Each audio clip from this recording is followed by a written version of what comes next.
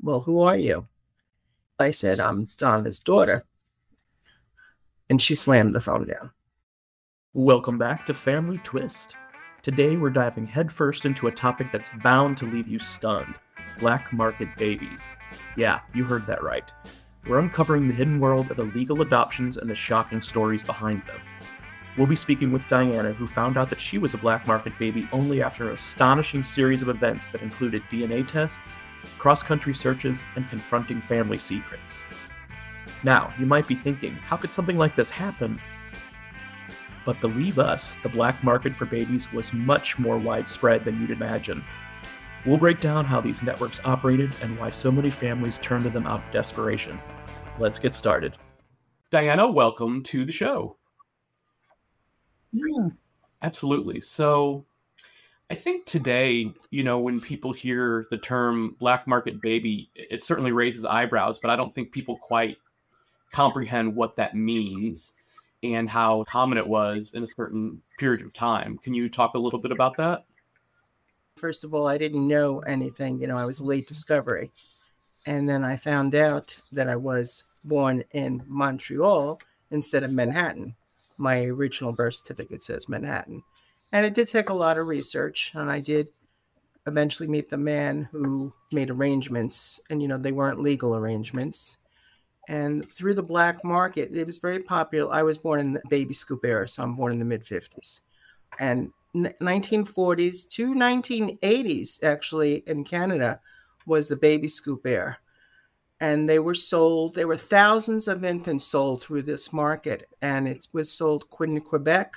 There were baby smugglers, lawyers, doctors, and there were illegal maternity homes. They were all involved in this. And they did target Canadians and American Jewish families. I was sold to an Orthodox Jewish family, and they thought they were getting a Jewish baby. Wow. I mean, how does something like that even come together? It's just... Well, this particular person, I think he was just very much involved with a lot of different unethical sales and was probably had his hand in a little bit of everything. But I think what made it a little bit harder, my father, my raised father, I could say now, the father that raised me, thought he knew this man's father. And I guess he thought he was the real deal. Like they had trouble, it was the 50s. They probably had trouble getting a baby. Now, my brother, I have a brother. Obviously, he's not my biological brother. He didn't know anything. He was born in 1947. He was adopted legally through New York services. And my question has been for a long time, if you adopt it the first time legally, Right. what? And the only thing I could think of now, because my birth certificate is full of lies. I have several birth certificates. My parents were older parents, Mm-hmm. and there was probably a shortage of babies. They wanted a Jewish baby, and I believe they thought they were getting a Jewish child. Thank goodness my DNA, otherwise my son would kill me, still has 10%. So Well, it becomes an identity crisis, right? everything goes away. And I remember when I was first told, I blanked out. I didn't believe what I was hearing. It was just unbelievably shocking. You don't forget that day, though. Wow. Now, did your parents tell your brother that he was adopted, or was it kept from both of you? He seems to recall, because we found a book amongst his belongings, The Chosen Baby. He seems to recall. They probably said one time they told him. My mother that raised us, she got cancer when I was 9, and she died before I was 11. So I lost her early in life.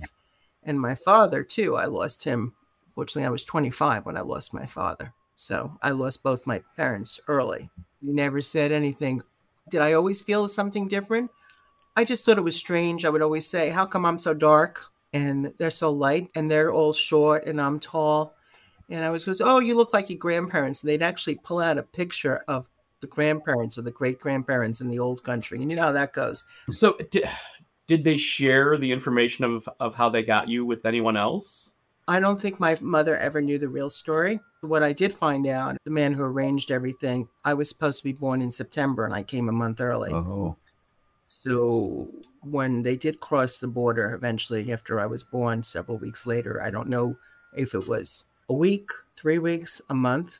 I'm not sure of the time frame with that. I wasn't able to nail that down completely, but it was shortly after I was born. I would say within a month. They crossed the border as a family. They drove to Plattsburgh, New York, and then they went on to Lake Placid. And there my father, Manny, and his friend were there. My mother was not there. I guess maybe she didn't want to know. I don't think he ever told her completely everything, because I did find out that my mother refused. There were no papers. So that's why when people say, well, you were adopted, yes, but there were still no papers. I'm not legally adopted. In terms of how it's easier to speak to adoptees and everybody, it's better to say, yes, you're adopted, but I'm really legally not. She wouldn't sign the papers. She did relinquish me to the Hochbergs. And in exchange, she was given money for college. She was also given money for dental work and a one-way ticket back to Vancouver, BC, Canada. That's where she was originally from. And she did return there, and then shortly after returned to Montreal because she met the man who did the exchange, and she said she wanted the baby back. Oh.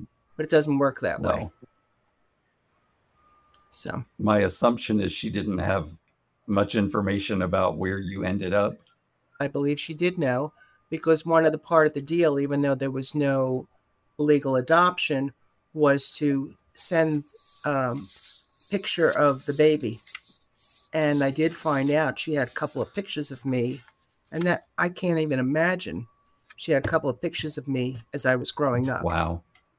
And I don't mind sharing it. It's in my book. Later on in life, I do find out that I was supposed to meet her, actually, in 1967.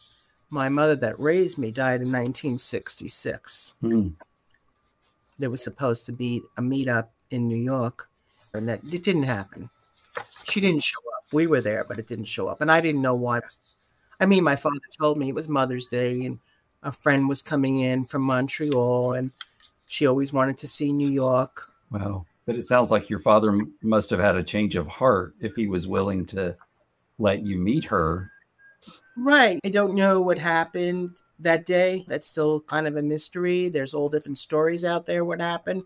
And that's in my book too. There's a lot of different ways it could have gone. But I remember as a child being I know he was expecting to meet this person and they didn't show up. And we were at the Plaza Hotel called the Tea Room or something. It was a special. I mean, he made it a special occasion. And, you know, I'm sure it was heart-wrenching for him. I didn't know. Well, as I know, if I would stay at home, I had a birthday party I wanted to go to that day. And I didn't get to go to my neighbor's birthday party. So was it a DNA test that finally led you on the track of discovery? No, actually, I found this out originally in 1993. I had been widowed very young.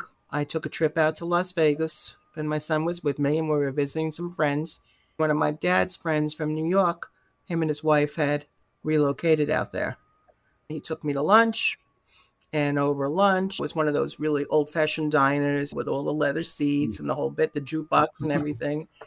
He's saying, oh, you know, it's such a shame you lost your parents so early. You lost your husband. Do you want me to help you find your parents? And I'm like, what? Right. You know, what?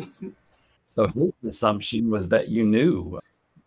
Well, and then I could tell he just realized something was not off, and it got very quiet, and it was hard to finish, and he tried changing subjects. And I actually remember going back to the room, the hotel, and my friends that were, you know, I was staying at the same hotel. I said, you need to take my son David. And I remember going in the room, minibar. Yeah. You know what happened next. Oh my gosh. And then I do remember calling my brother in New York. He worked for a newspaper, and he never answers the phone, and he answered the phone. And I remember drilling him. Do you know where I was? Where were you when I was born? Where were you? You know, because he's almost 8 years older. Right. And he says, well, I wasn't home. He was at an aunt's house. And they were at the Jersey Shore. So they were visiting relatives. They had him out of town. Mm-hmm. That's what they did. He says, oh, I don't know. Sometimes mommy was skinny. Sometimes she was fat. I don't know. You know, I don't know. It wasn't. Some kids are more observant than others. Yeah. And he just really doesn't recall. And then he said to me, well, what does your birth certificate say?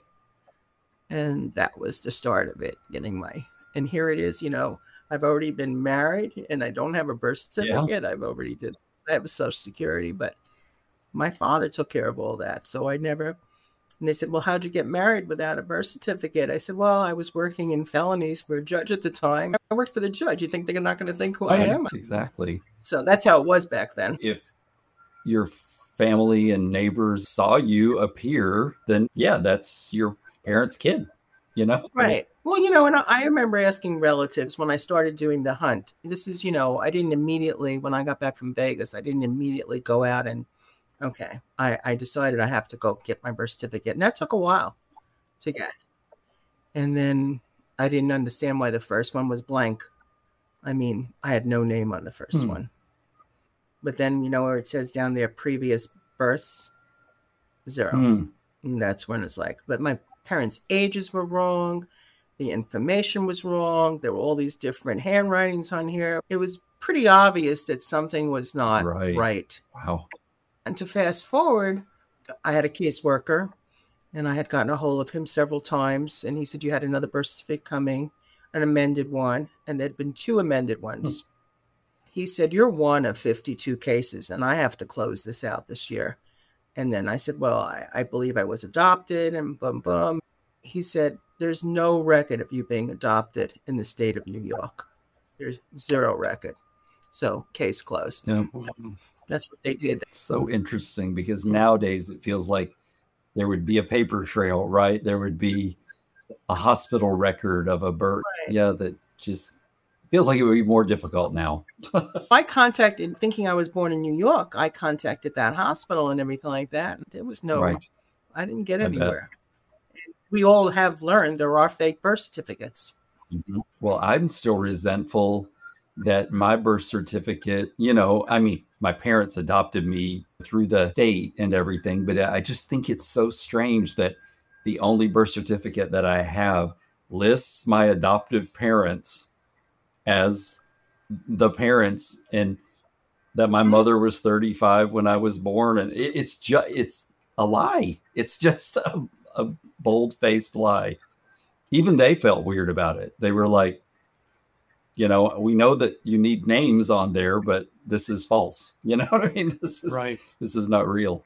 Well, yeah, because my real mother, my bio mother, she was only like 18, and here they have this, the one I was raised with Down, and she was 35. You and I are similar.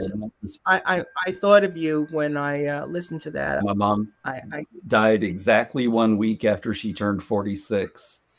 Mine was 3 months after she was 46. Yes. So I did think of you when I listened to that. Yeah, I mean, I knew I was adopted, but she was the only mom I'd ever had, So. Yeah, but you knew you were adopted. Yeah. And that's it. I didn't know. And I just, I asked a lot of questions all the time, and I just don't. There were opportunities, and maybe when I was in college or something. I mean, I believe telling them soon as possible. Absolutely. Now that I've been through this, and not just one time. I believe you have to keep reiterating it and reading them books and telling them you didn't come out of mommy's stomach, and the whole story. You have to keep enforcing it and use the verbiage and everything. I mean, and I loved my dad. My dad, he was my idol. He was a great man. He taught me to bike, fish, swim, everything. He was a good man. But this, I don't understand. Yeah. You just have to accept it. Yeah. Because he was not a bad person. Right. I mean, he was, knowing that what I know now, how I was fortunate in many ways, now that I know my whole story, that I was placed with them, even though their circumstances, if that makes sense. Yep. My mother, she wasn't warm, fuzzy. You needed that hugger or something. You didn't get that from her. Well, I wasn't her child. Yeah. And some even adopted parents are more giving that way or more loving that way. She probably didn't know how. It's interesting because I feel like with both my adoptive parents, they were the complete opposite of that. Really affectionate. They were affectionate with each other. I often joke and say I would catch them kissing, and as a toddler or a little kid, you're like giggly, and I was like, you guys stop that. But they were really affectionate with me. To your point, I feel really fortunate that that was what I had. I feel my father was. I feel he was trying to make up, and they were affectionate with each other. Every Friday night, as I said, I was raised in a modern Orthodox Jewish home. He brought home flowers every Friday. We had a special dinner on the whole bit. So it's just, I think she tried. I think she tried. She just didn't. There was just something that didn't. Looking back now, that I could figure so much more out. And maybe, if her health was in jeopardy, I wonder if that could have affected her that way. Right. And, that's another thing. I mean, I know she got sick. I remember my father screaming in the house, "You've never been sick." And all, they were married 26 years. You've never been sick a day since I've met you. Going back to 1993, and this is, obviously pre at-home DNA tests. You couldn't go that route. Like, how do you... So going back to that, I did research. I went to the library. After I found out who this man was, and we had a conversation finally on the phone, we didn't talk right away. When he finally did talk, he said he had to talk to his lawyer first. He had to see, because he wanted to make sure that he couldn't do, it was too many years. What is that, kind of statutes of limitations, which they really don't have in Canada, but it had been so many years. Right. So he spoke to his lawyer, and that's how I was able to find out the story, how he took me across the border. But as far as finding out who my mother was then, he said he knew. He knew her. When I started calling Vancouver, this is before I found out everything. Everybody with that last name and one of the phone calls, I didn't know I was speaking to my biological uncle. Wow. I was making these calls, and I said, "Do you know anybody by so-and-so name, this and that too?" And she said, "Well, that's my sister." "Oh, she remarried." And I said, "Oh." And so I said that I went to school. I told a little fib, and he says, "Oh, give me a minute. I'll give you her address and phone number." Wow. So he gave me everything. I recall calling my aunt, and of course she wasn't happy with the phone call. And she said she knew about me. This one aunt knew about me. My grandmother did not. My other, the uncles did not. The others just, there were 5 children. But this one knew about me. I said to her, I know you're going to find this call very strange, but I mentioned the man's name. "Do you know more in Montreal?" And he said, "Well, who are you?" I said, "I'm Donna's daughter." And she slammed the phone down. I did call back. She says, "Listen, Donna did have a daughter, but she lives in New York. You said you're calling from Florida." I said, "Well, I lived in New York, but I live in Florida." She wasn't very nice. She actually called her in Montreal. So I knew there was something more up than I thought, because she obviously, that's how that started. That's how that research started. I was doing it on my own. I was doing newspaper articles. I was doing microfinch. I knew all about Canada, from Montreal to Toronto to the whole shebang. I did a lot of that back then, because that's what you did. You probably go down a lot of rabbit holes that you didn't need to. You know what I mean? Like, I did. I went down a lot of rabbit holes that were totally not. And then people give you misinformation, and it's just how it is, unfortunately. It is. But then I did find out. She called back, and she was very different attitude, very loving, very caring. She told me a little bit about my mother. She mailed me a 3-page letter telling me all about my mother. And, she was the only one. There were 5 children, and they grew up poor. And my mother was the only one that went on to college. She left home early. She moved to Montreal. And she started saying, she loved doing photography, which is very interesting, because I do a lot of photography, and just different things. The way the certain books she read, it was the type of books that I like to read. And she's an avid swimmer. But the one thing, which I'm not a good skier. Well, back then I did ski. I didn't understand why I had to learn to ski, but I was never a really good skier, but I tried. But she skied all over. She actually didn't tell me much. She told me, but she didn't tell me much. She said, She didn't have any illnesses, so it was a shock when she passed away before her 30th birthday. So that opened up another rabbit hole. Yeah. That's another chapter in my story, what went on there. And, I did get to meet them in 1994. It's very interesting how I got to meet them, if I may share. I went to, after back and forth having phone messages from her, she was the only one out of the relatives that I had spoke to. I hadn't spoke to my uncle again because she asked me not to call him. I respected her wishes. And he was living with my biological grandmother. He was taking care of her. I had decided I was going to take a trip to Canada. I had lost my job, so I went and got another job. So I ended up working for Continental Airlines back then. And it was great because now I have flight benefits. Yeah. So that following summer, I told my son we're going on an adventure. I said, listen, we're going to meet family. He didn't really know what was going on. He said, oh, okay. He liked the idea of going on the plane, and going on. And we got bumped up to first class. That's all he cared about.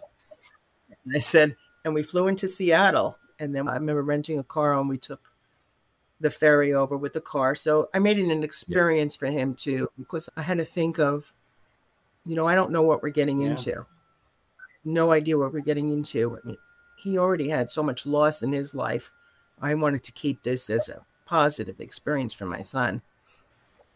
So we went to my aunt's house. She lived in Burnaby. We got there and I got out of the car. And again, I said to my son, I don't know what's going to happen. I don't know if we're going to stay or we're going to go to a hotel. Well, my aunt saw me and she called me Donna instead of Diana.